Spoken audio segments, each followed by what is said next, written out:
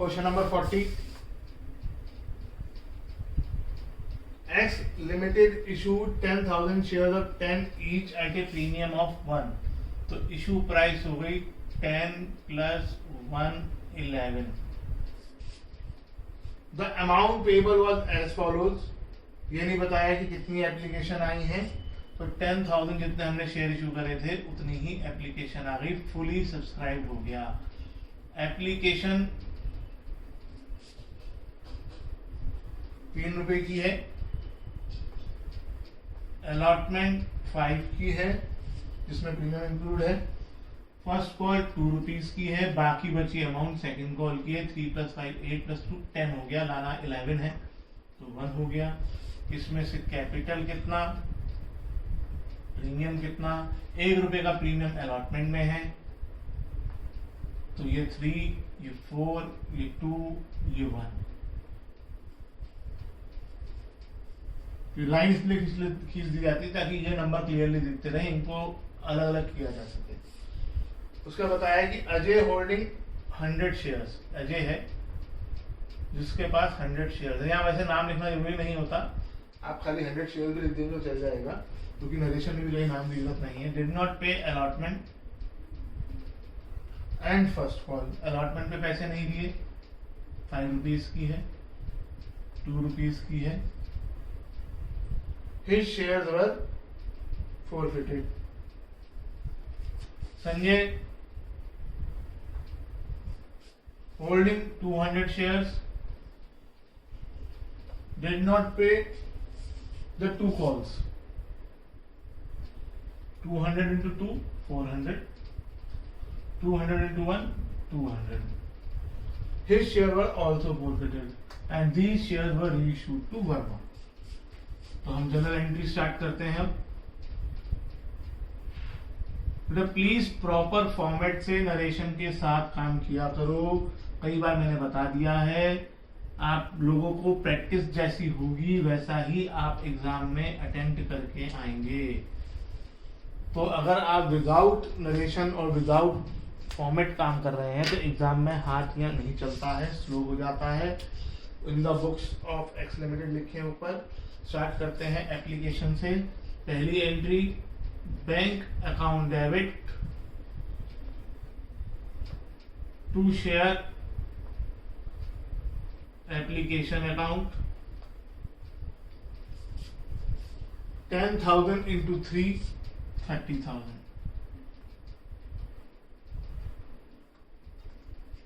Being application money received. अगली entry share application account debit to share capital account 30,000. Being application money transfer to share capital. अगली entry allotment की होगी जिसपे premium भी है. Table को फॉलो करते रहो. क्वेश्चन को देखने की जगह अगर आप टेबल को ज्यादा देखेंगे, ऐसे में अगर टेबल सही बनाया है और टेबल पे नजर रखेंगे तो गलती नहीं होगी. और अब ज्यादातर क्वेश्चन में प्रीमियम आएगा ही आएगा, तो इसलिए ये ध्यान रखें. और प्रीमियम ज्यादातर अलॉटमेंट के टाइम होता है. ज्यादातर अमाउंट 10,000 into 5 अलॉटमेंट हुआ, 10,000 into 4 कैपिटल हुआ, और बाकी बचा ये 10,000 into 1 प्रीमियम हुआ. Being allotment made due. उसके बाद रिसीव करेंगे तो एक पर्सन अजय हमें पैसे नहीं दे रहा है, तो calls in arrears account debit हो जाएगा. अब आप देख रहे होंगे जो मैंने बात कही थी, मेरे ख्याल से 10 से ज्यादा क्वेश्चन हो गए होंगे हमें करते हुए जिसमें सिर्फ कॉल्स इन एरियर्स आ रहा है. कॉल्स इन एडवांस बहुत पीछे छूट गया. 2 share allotment account. Share allotment में अमाउंट ऊपर वाली एंट्री से जो कि 50,000 थी. अलॉटमेंट पे किसने पैसे नहीं दिए हमने लिखे हुए हैं, ये 500. बाकी बची अमाउंट बैंक में आ जाएगी being first call money received except for 100 shares. उसके बाद क्वेश्चन कह रहा है, उसके बाद क्वेश्चन के हिसाब से हम फर्स्ट कॉल की एंट्री करेंगे। पहले फर्स्ट कॉल ड्यू करेंगे, फिर रिसीव की एंट्री करेंगे। Share first call account debit to share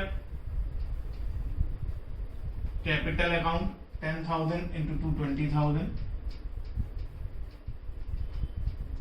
being first call made due। फिर हम रिसीव करने की एंट्री करेंगे, तो पैसे से 2 जने नहीं दे रहे हैं। अब की बात,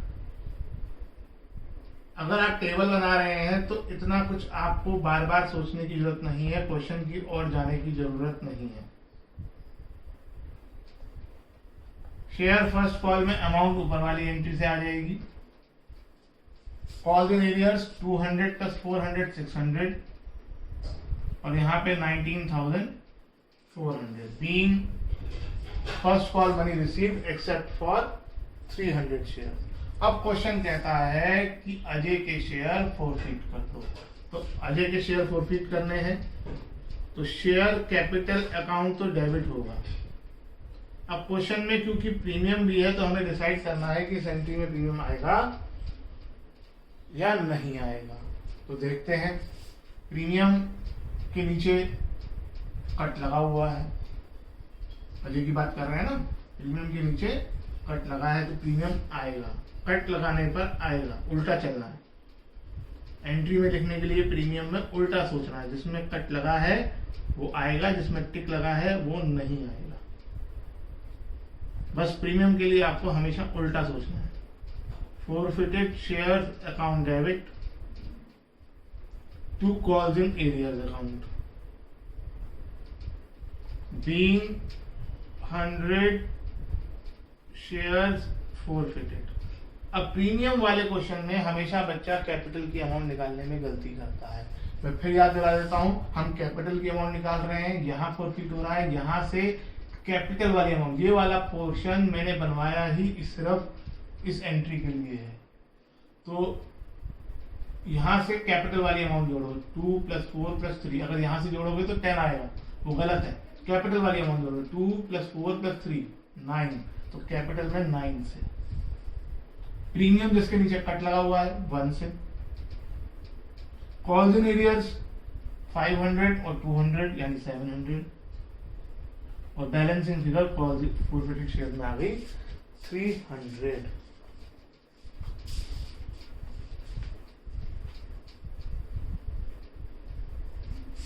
उसके बाद सेकंड कॉल की गई। कैसे पता की गई? कई क्वेश्चन में हम नहीं करते, इसमें बताया हुआ है सेकंड कॉल में एक जने ने पैसे नहीं दिए हैं तो कॉल की गई होगी, तभी तो नहीं दिए होंगे। तो पहले सेकंड कॉल ड्यू करेंगे। फाइनल कॉल है,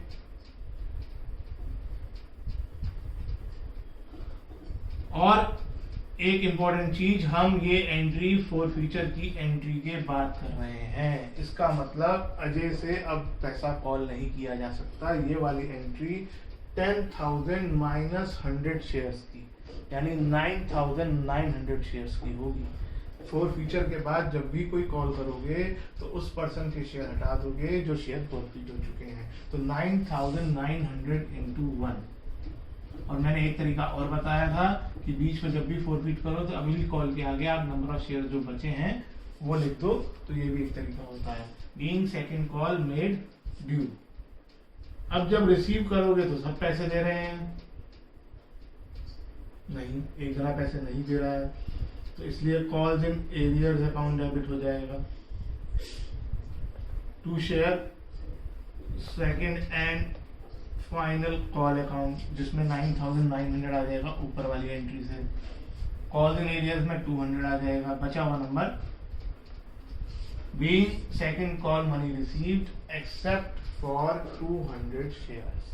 अब फॉरफिट करेंगे तो शेयर कैपिटल तो डेबिट होगा ही होगा। 3 अकाउंट तो फिक्स होते हैं, एक के बारे में आपको सोचना होता है, प्रीमियम के बारे में। तो अब देखो, प्रीमियम में कट लगा है, प्रीमियम सिर्फ यहाँ है और प्रीमियम में कट नहीं लगा। आपको संजय के बारे में सोचना है। संजय में प्रीमियम में कोई कट नहीं है, टिक है संजय में प्रीमियम में, इसलिए प्रीमियम नहीं आएगा। तो अब ये एंट्री फिर पहले की तरह हो गई जैसे हम करते आ रहे थे।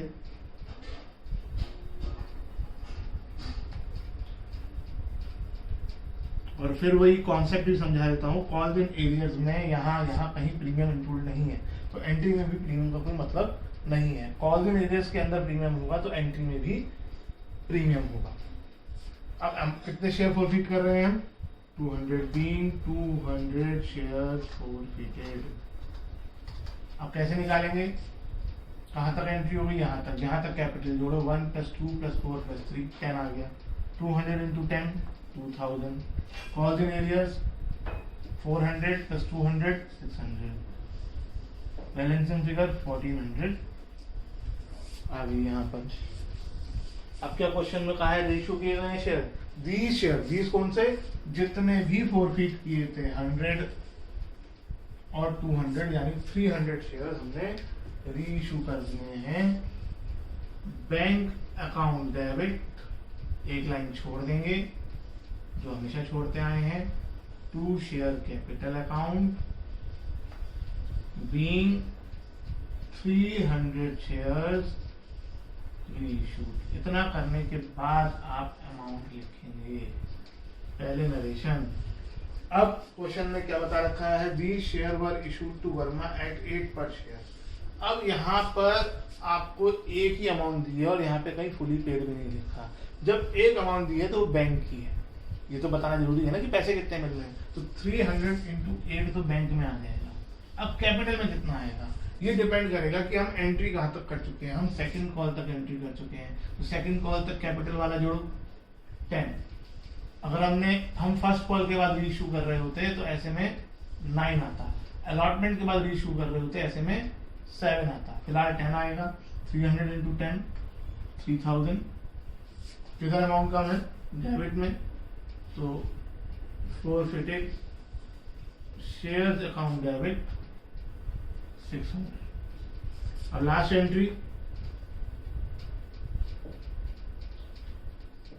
अब इसमें बच्चे जल्दबाजी में क्या करते हैं? पिछली एंट्री देखकर माइनस करके लिख देते हैं। ऐसा नहीं है, आपको फॉरफिटेड शेयर्स के लिए पूरा क्वेश्चन देखना है।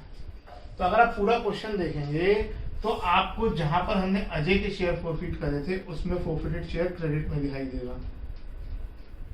फिर हमने जब संजय के शेयर फॉरफिट करे थे वो भी क्रेडिट में दिखाई देगा। और अभी 600 रुपीज डेबिट हुए हैं।